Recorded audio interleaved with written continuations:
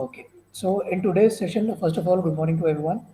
In today's lecture, we'll be having an introductory session on the Python because when we talk about the first module, it is right away starting off with the identifiers and those things in the Python. So before that, I would like to make you familiar with the Python as a programming language, as a tool, how we can use it on our system. And I would request if anybody can access their laptop now, they can use their laptop so that a few instructions can be handy right now. We'll be installing the Python, we'll be running few sample codes so that you'll get familiar with the Python environment. Okay, so meanwhile, you can try to set up your laptop or PC, whatever is feasible for you right now. Before that, I would like to introduce you to the test book that we have. So this is the textbook that we'll be referring, which basically covers your complete syllabus according to the course. And except the module 4 will be requiring a different textbook, which is, just a moment, let me share the screen.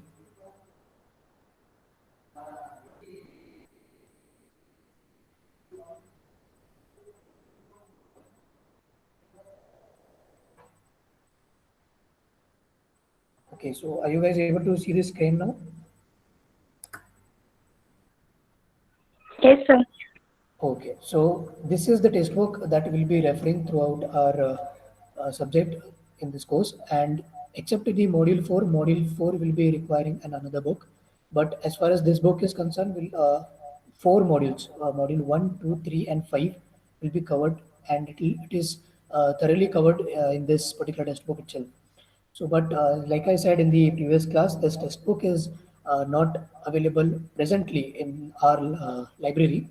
So by the time it is made available in the library, we'll be making use of the soft copy. So I'll make this soft copy, the PDF file of this textbook available to you, so that there is no disturbance or there is no stoppage in the learning. Meanwhile, we can make use of this by the time the book is made available in the library. And there's another book which is this Think Python.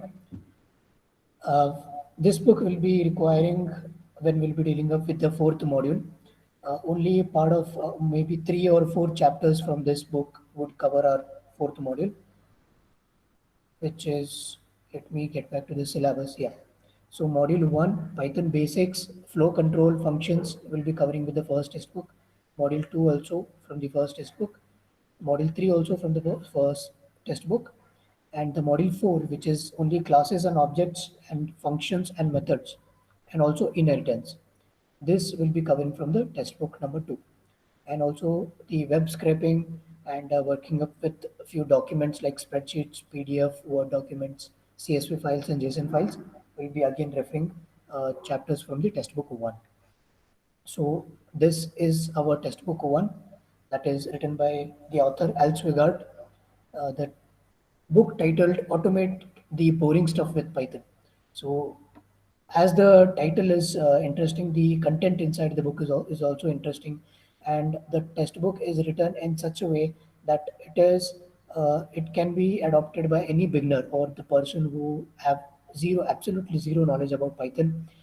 This particular book basically guides you throughout the from a hello world program, writing a hello world program, or let me start before that, right from setting up the environment for the Python and then writing the first program till the advanced programs wherein we can automate few tasks like uh, matching the patterns or finding the text in a particular document, automating those things, right? So this will be our first textbook, and this is the second textbook, which is available in our library. So whenever possible, whenever you'll be coming back here at the college, you can issue this book, which we will be requiring for the module number 4.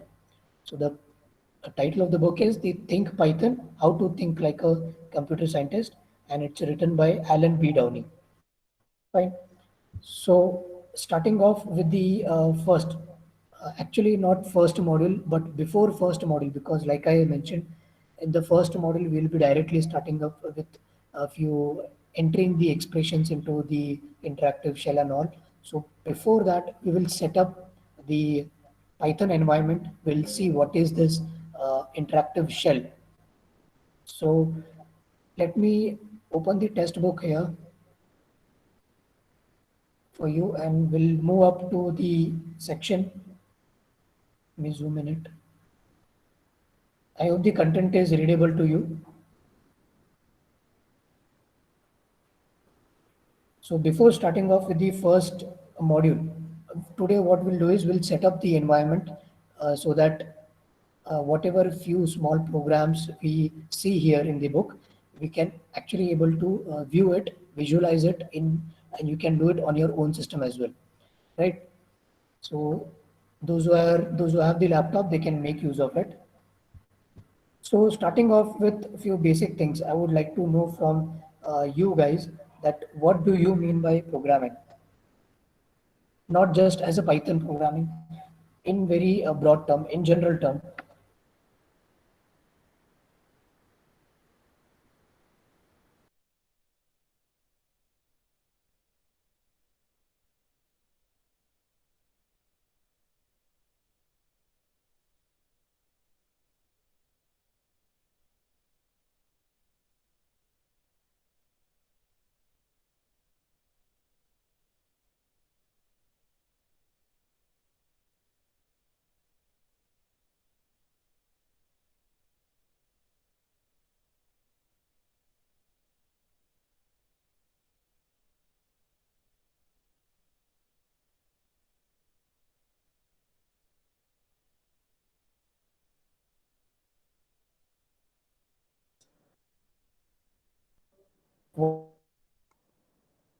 Hello, am I audible?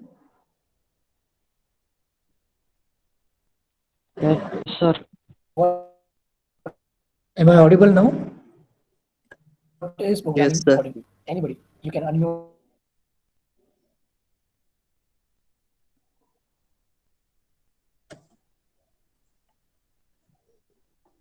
Okay, I think some problem with my PC so that I am not able to share the content. But okay, one comment in the chat box saying that okay, programming is a set of instructions given to computer to do some task. Yeah, correct. Exactly. Good, Akshada. It is exactly the set of instructions that are given to the computer, right? Which can be called as a program. A program, what it does is it actually forms a set of instructions which can be given to any machine, not just a computer. It can be anything, any machine to do some specific task, right? And Anusha Kulkarni says that giving specific instruction to the computer. Very well. Specific instructions, because when we are talking about specific uh, task to be performed, the instructions has to be specific, right? And it's Sanket says it's all about coding. Definitely, it is all about coding, but what type of coding is what we are talking about, right? So and Swapnil says that designing and building a computer program. Okay. Uh, Broad terms, right? Designing and building a computer program. Designing can be consist of coding, developing it, and building it, maybe execution it, and deploying a particular program. Right. Vanishri says that it is a set of instructions to perform some task, which is almost similar to what Akshata said, right? So that's exactly a programming or what a programming would be. So this is exactly what the author is also mentioning here. That according to author, let me uh, open the slide here. Is the screen visible to you guys?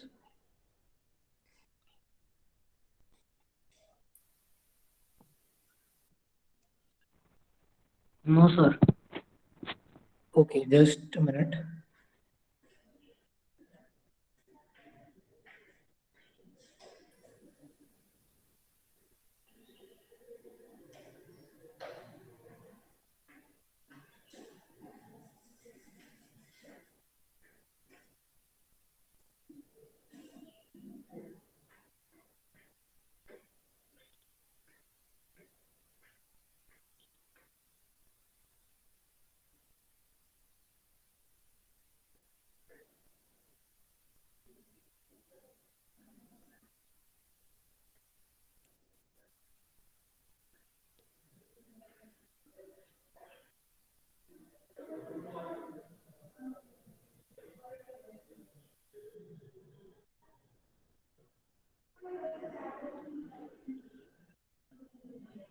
Okay, is the screen visible now?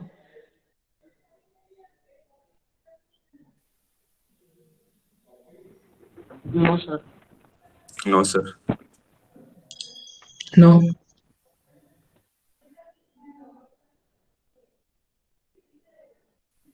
Okay, let me figure it out.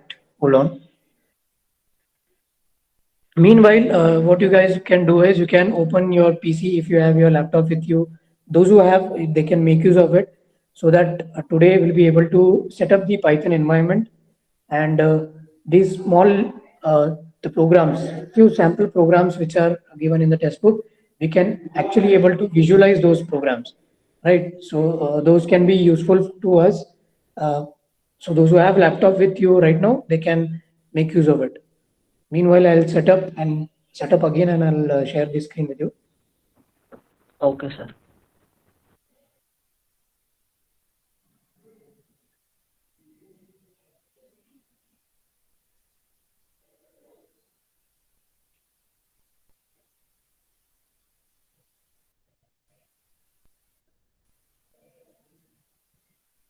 And those who don't have the laptop with you right now, maybe later you can go through the lecture once again, and I'll see whether I can share these slides and those instructions you can follow to install the tool, which is available for free. And later you can set up the environment. Maybe after the class, those who have the laptop with you right now, they can set up it right away.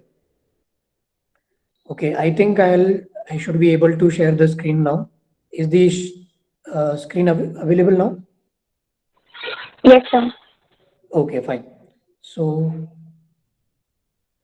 yeah, so we were discussing what is programming. So that's a few answers what we got from few of you, Akshata and Sanket and other people. So it's almost the same. It is actually, according to the author, what he says is programming is a simply the act of entering instructions for the computer to perform.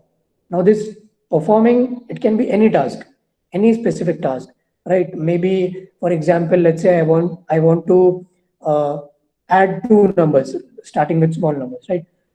Then maybe let's say I want to find out few numbers which are there in a particular file. So that instruction can be to read that particular file and find out that number, right? It can be any simple, any particular program. So right, as rightly said by the author, it is simply the act of entering the instructions. So these instructions, whatever instructions that we are giving, are basically the building blocks to the program, right? So here are a few of the basic instructions which look like English instructions, which you can see here. Yeah. So few English instructions which may look like do this, then do that, right? If you do this, then do that. Another instruction is if this condition is true, perform this action, otherwise do that action. This may sound very similar to English, right? These are actually English statements that we use. So do this action that number of times. Can anybody give me an example of this? Do this action that number of times. This you have already used it.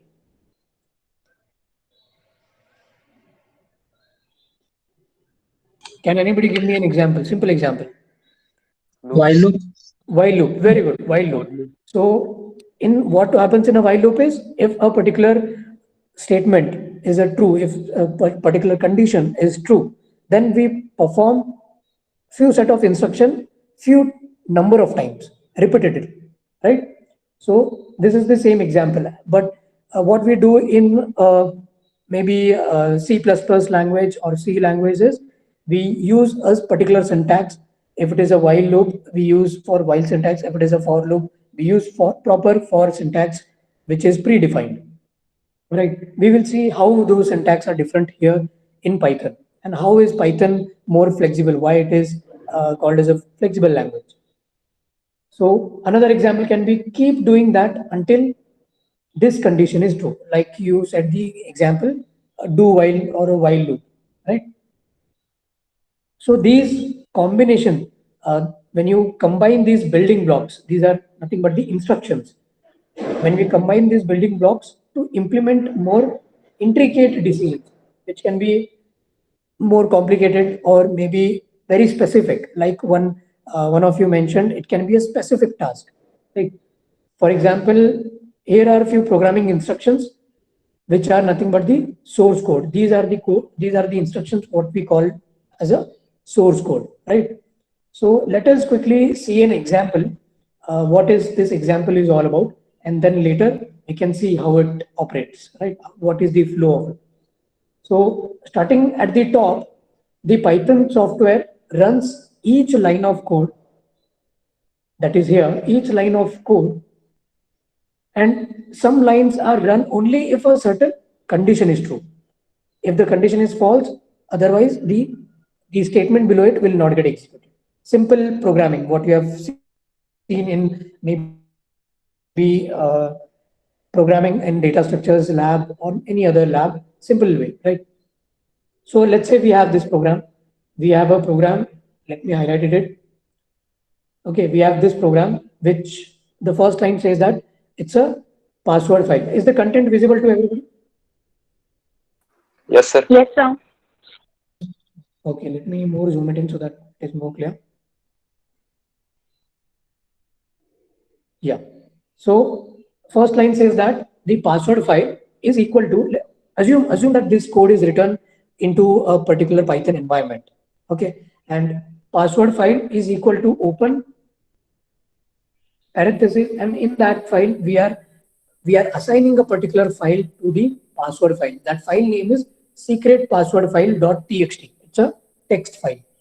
Now what happens in the second line, that secret password is read, which is assigned to the password file using a function called .read. Okay, and in the third line, we prompt the user to enter the password, and later the user type that password using the input function. If the typed password is equal to what is stored in the secret password, right, what we are storing it here in the second line, if those both the passwords are equal, you can say it is double equal to sign here. And if it is equal, then print to the user that the access is granted, right? If, let's say, if the typed password is 1234 or 12345 or any random ABCDE, maybe which can be very predictable by any intruder or any exploiter or any hacker, right? So if such is the case, like if the user has entered the password like 12345, then this is just as a humor you can add that print that password is one that an idiot puts on their luggage. So here, this just the author is trying to bring some humor in, just to inform the user that this password is a very kind of weak password and it can be easily tracked by any hacker, right? And else if the secret doesn't match, secret code or the secret password here doesn't match, then print access denied. So this was just an example of how execution can happen, right? And you can see here the whole motive behind showing this code here is you can see the statements or the instructions or the building blocks of this program. The syntax is very much like a English like language, right? The syntax is almost like a English like language when you compare to programming languages like C++ or C for that matter. For example, let's say C++. We have something called C out, C in, right? In C++, in C we have scanf, printf, and those functions. But here you can see the instructions, though they perform the same task, the instructions are more like English-like statements, right? That's what the whole motive or behind the Python language, that it has been made more flexible, more like readable. If you recall my in our previous lecture, if we recall, we mentioned about what is the Python. Python is actually a high level programming language which is more of more of you can say readable for a end user or anybody who's referring the code, not just the programmer or a coder, but anybody who's referring the code. It is more of a more readable, though the person who's going through the code. That is the whole motive behind developing this Python. And Python is actually developed by, like I mentioned in the previous lecture, it was developed by the ex-employer of the Google by name Von Rondum, and it was developed in lately 1991. So having said that, so that's what the author has discussed here in this complete statement, like how each line gets executed, right? So anybody having any doubt in this particular section, this was just to give an example. Don't worry about the syntax or don't worry about the terms or the functions that have been used here. The whole motive to show this particular program was to make you aware that how Python language is so much like a English-like language. Right? So anybody having any kind of doubt here? Fine. So this is what is Python. Python, like we mentioned earlier, it refers to the Python programming language, of course, with the syntax rules and also the Python interpreter software, which is inbuilt, right? The Python interpreter software that reads the source code written in the Python language and performs its instructions, right? Performs its instructions. Now, Python is actually a free software. The Python tool is a free software. You can download it from the official website of the Python, that is python.org. It is available for all the kind of operating system, all version for Linux, OS, and Windows. And it, like I mentioned, the name Python, there are misconceptions like Python has been evolved with, by the serpent, the Python snake. But unfortunately, actually it is not. The Python name comes from the British comedian, the comedy group. The comedy group whose the name was Monty Python. The name of the comedy group was Monty Python, and it is not from the snake. And when we talk about Python as a language, programmers don't have to know much about mathematics. There are misconceptions like, a programmer has to know about the mathematical aspects when they talk about programming. Of course, when you move on to advanced programming, when you're dealing up with few algorithms which are dealing up with probability or statistics and those kind of things, then might be mathematical come into picture, and then it can be handy. Those who have good mathematical background or mathematical understanding can be a better programmer, but it is not the case every time. It shouldn't be necessarily. So just to give you an example, it is just like a Sudoku.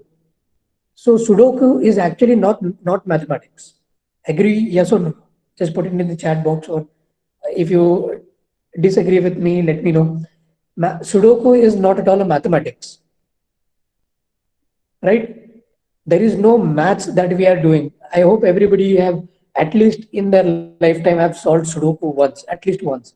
If not, I would request to solve at least once, right? So Sudoku is not at all mathematics. So that's what the author says here. To solve a particular Sudoku problem, that is the numbers, that is 1 to 9. What we make use of is only the rows and columns. We only observe the rows and columns and blocks. We are not computing anything. We are not making use of any kind of mathematical formulas there.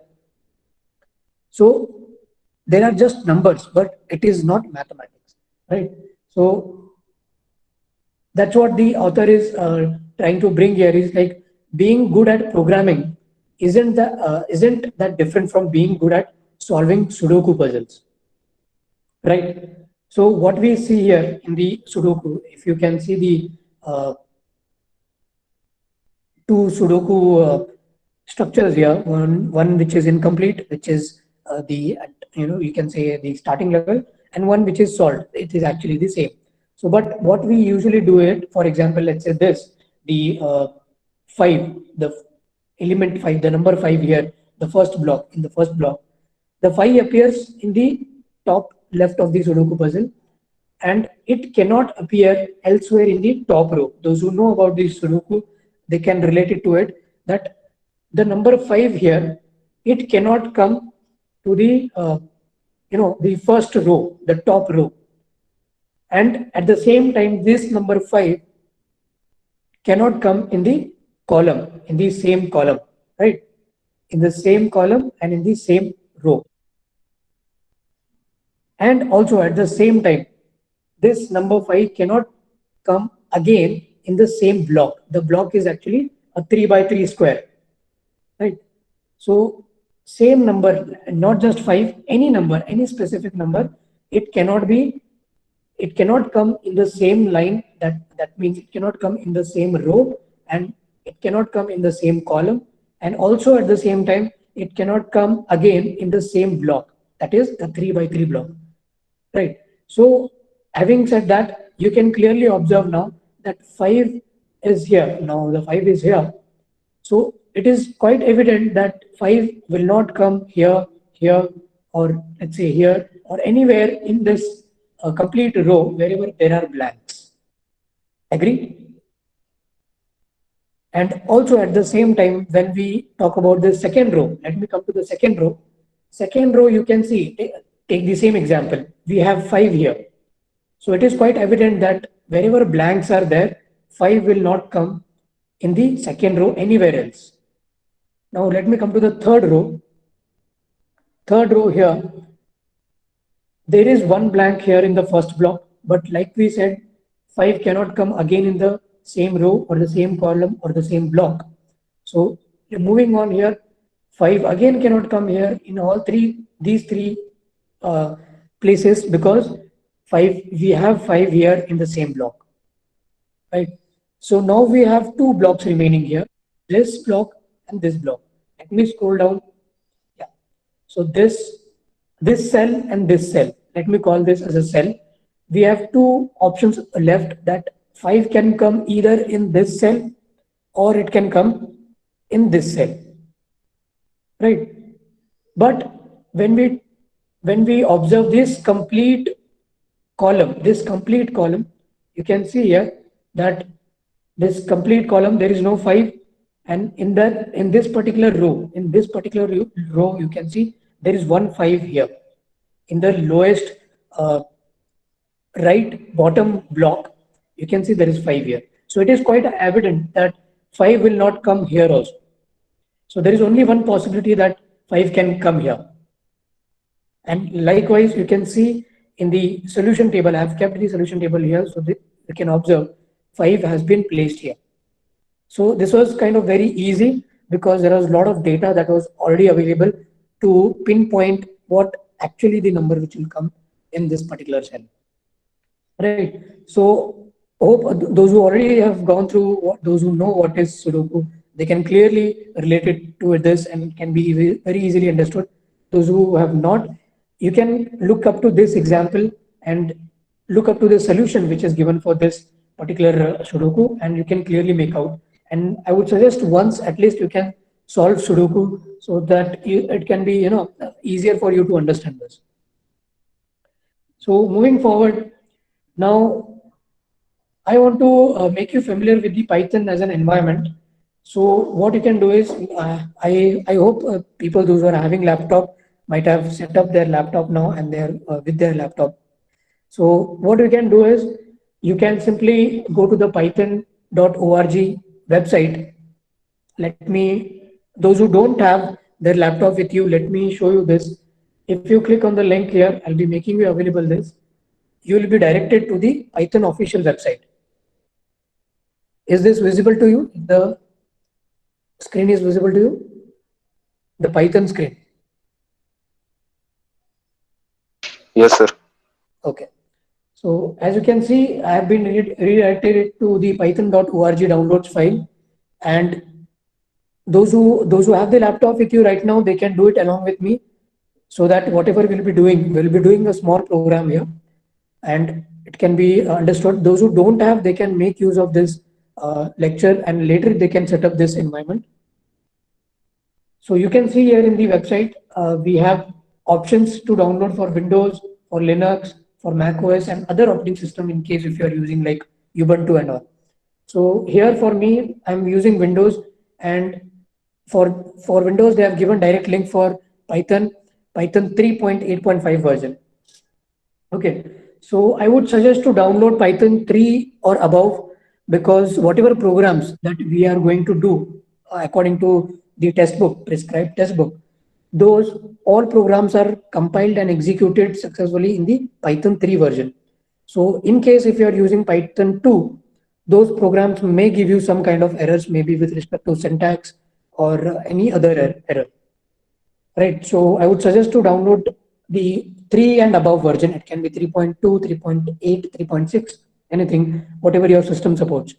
So before you do it, before you download, make sure you download it for the your same PC, 32-bit or 64-bit. Those who don't know about what is 32-bit, 64-bit, you can simply go to Start option. You can go to Control Panel, and you can go to Systems. Right? So as you can see here, this PC is 64-bit. So if your PC is 32-bit, you can download it for 32-bit. In case if you're using 64-bit, not necessary that you have to download for 64-bit only.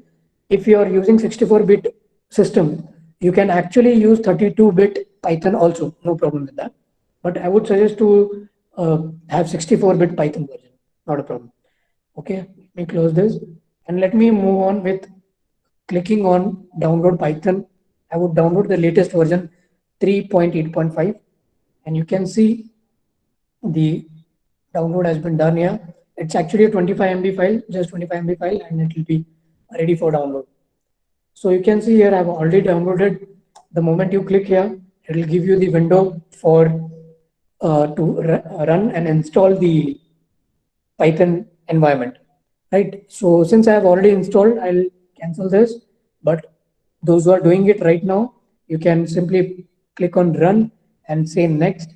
And there are a few instructions. Let me give you that. Yeah.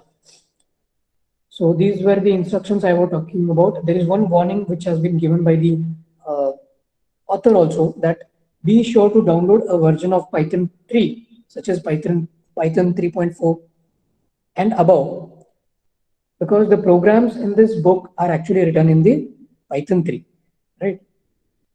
So it may not run correctly, though the program is compiled and executed, they work properly, but it may not correctly execute if you're using Python 2, right? So let me tell, let me know if anybody is facing problem with respect to download or anything. Is anybody who's currently downloading the Python with me, who is along with me?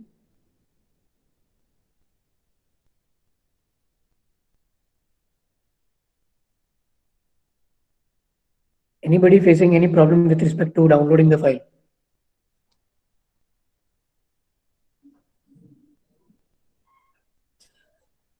Already downloaded. Okay. Few says they have already downloaded. Very good. Okay. So take your time. Maybe after the today's lecture, you can install. Those who are doing it right now, very good. And like I mentioned, you can please check on the system type that your system is currently on, 64-bit or 32-bit. So for Mac users and Ubuntu users, the instructions, it is made available here. In case if you're using Ubuntu or Linux, you can go to terminal and you can just type uname -m. So a response of I686, if you get this response, then it means that it is a 32-bit. And if you get X86_64, that means it's a 64-bit. Okay, so I'll assume that most of you are doing it in Windows. So on Windows, once you download the Python with the installer, that will be with the extension of .msi. So once you double click on it, you will get the window, the wizard to install the Python environment, you can select install for all users. You can click next, and then it will ask for you to install folder, what folder you want to install. And then you can, if you want to install in particular folder, you can change, or by default, it will install in your C drive as a Python 34 folder, right? So then later you can click next, and you can skip to customize Python unless you are doing what you know what you're doing. So in case you want to do any specific task later, any customized version later, you can select this configuration. But I would suggest don't use the customized Python section. You can just use the by default version, whatever it has been prompting.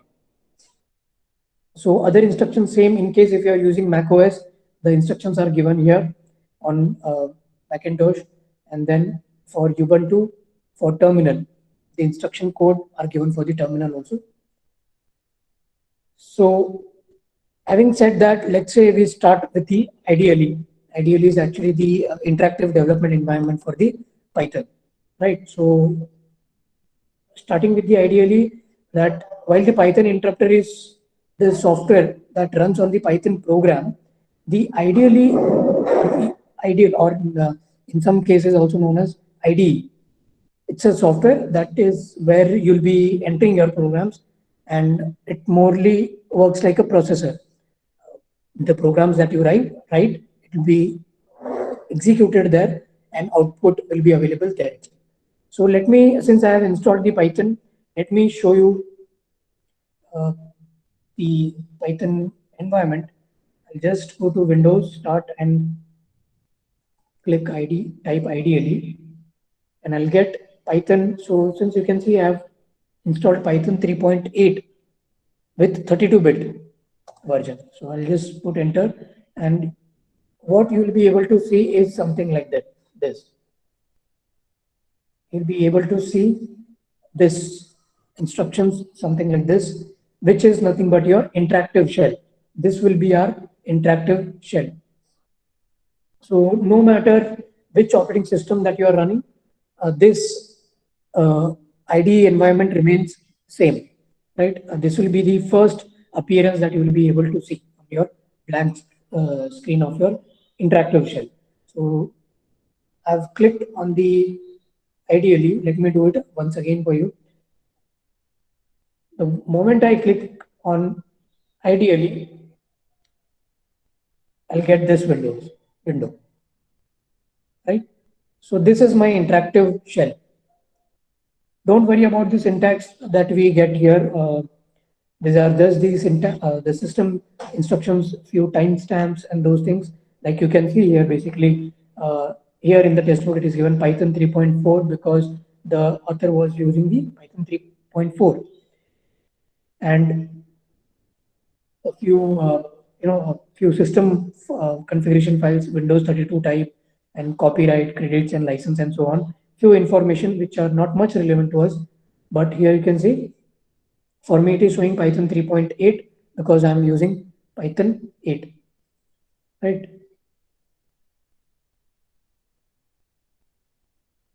Okay, so having been done this, let's do a simple program, a simple interaction with the shell, that is to print a hello world, simple hello world program. So if I open, let me zoom it in, let me make the fonts more.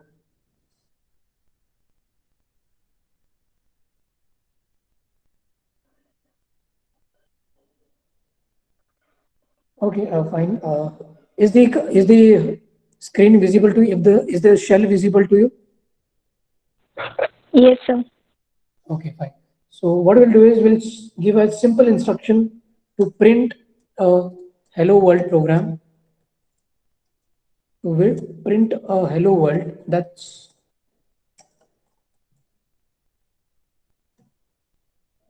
yeah. So here you can see I have just written print hello world, and I say enter, and the shell prompts me back saying hello world, right? So you can see here I don't have to write any particular program I don't have to include any kind of header files here. I'm not giving any kind of main function here. I'm just giving a simple instruction to the shell that to print hello world. That's it. And it was able to print a hello world. Right? So let me see whether it can be zoomed in. Okay, maybe not. Fine. So those who are doing it along with me, you can see if you're facing any kind of problem, you can let me know, no problem. Maybe similar problems can be faced by your other friends. So having done this, let's do a simple maths here itself. If I say, let's say 3 plus 2. So what I'm not assigning any kind of variable here. I'm not making use of any containers, any variables basically. And what I'm doing is I'm just giving simple instruction of 3 plus 2. And I hit enter, and you can see, as you can see, the shell was able to give me the answer as 5. So all the background process, it is automatically doing it. Right? I'm not giving any placeholder.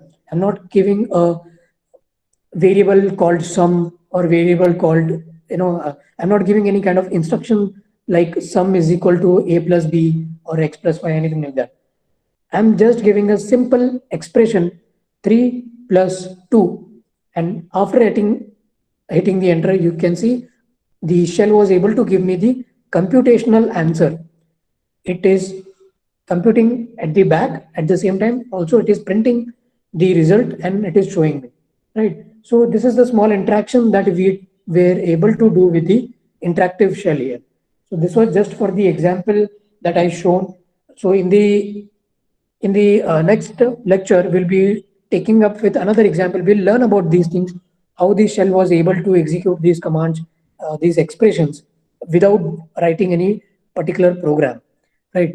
So, okay, we have few questions here like, sir, why did you put semicolon there? Okay, so in fact, Python is so flexible that it can work without semicolon also. So as a programmer, it's a good programming practice to put a semicolon by the end of the instruction, but there is no need to put it. There is no requirement from the Python to put a semicolon. You can directly execute it. Like you can see here in the instruction given here, print hello world and within the parenthesis, but there was no semicolon, right? So in case if I put a semicolon also, the Python was able to give me the answer. So there is actually no need to put the semicolon by the end of the instruction. You can, even if the programming, let's say, forward to put the instruction semicolon, the Python will still take it. And that's why the Python is one of the very much easy to learn as well as to use, right? So that's why it is one of the most usable language in the industry. It is very much easy to learn, easy to understand, and most important, on top of all, it is most easy to refer. If any particular person, for example, let's say a developer has developed a application using Python language, but the project has been shifted to some other team, and that particular team has to go through the code which has been written by some other people, but they have once they go through the instructions in the code, the Python code is so much like English like language, which we discussed just now, that the moment you go through the instructions, it can be easily understood, right? So in case when you do it, any problem, let's say, okay, there is one example given here that 42 plus 3 will give you some kind of error. So we'll see those what kind of error we'll get, what is those error, how can we trace back those error. Fine. So meanwhile, I would suggest you to explore more. Those who have not installed the Python environment today, they can do it after the class, and be ready with the environment so that we can, whenever small codes like this, small programs which were discussed in the class, in the test book, we can actually visualize them by practically implementing here itself. And in the module 1, 2, and so on, in almost in all modules, will be actually developing an application after each module is completed. So practically we'll be using it even when you'll be coming back here in the offline classes. You might have to bring your laptops and we may have to work it out these programs to implement those applications in the real time. So I'll conclude the lecture here. If you have any kind of doubt, you can post it in the group or you can reach me out. And those who have not installed the Python environment today, I would suggest them to do it today itself by downloading it from the official Python website. Okay, so that's all for today's lecture. Anybody want to ask anything, they can just put it in the comment section or the chat box. Those who have missed the attendance, they can just put their roll number now.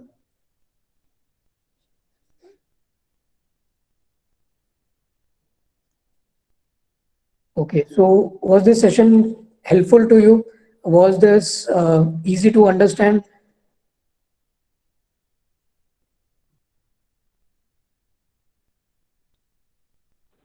Yes, sir. Okay.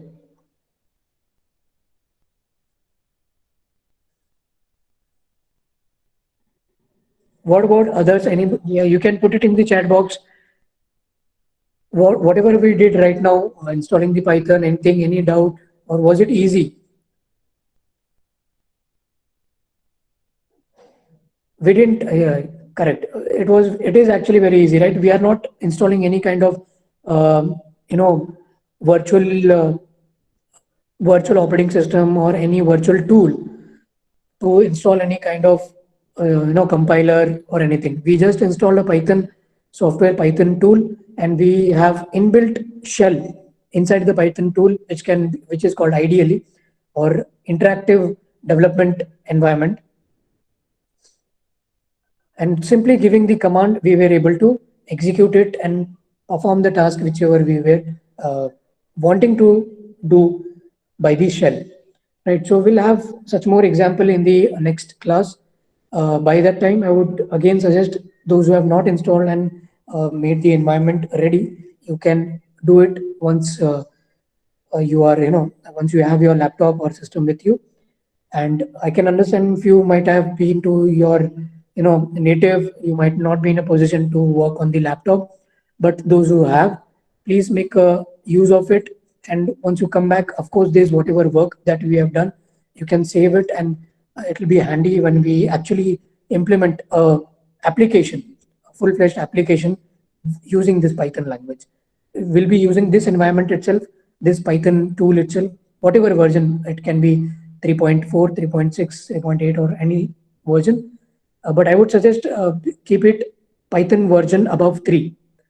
Please don't install Python 2 because there are limitations, and according to the codes or the programs which are given in the textbook, those codes will not work for the Python 2 version. Fine. So let me conclude here. You can leave the meeting. Thank you.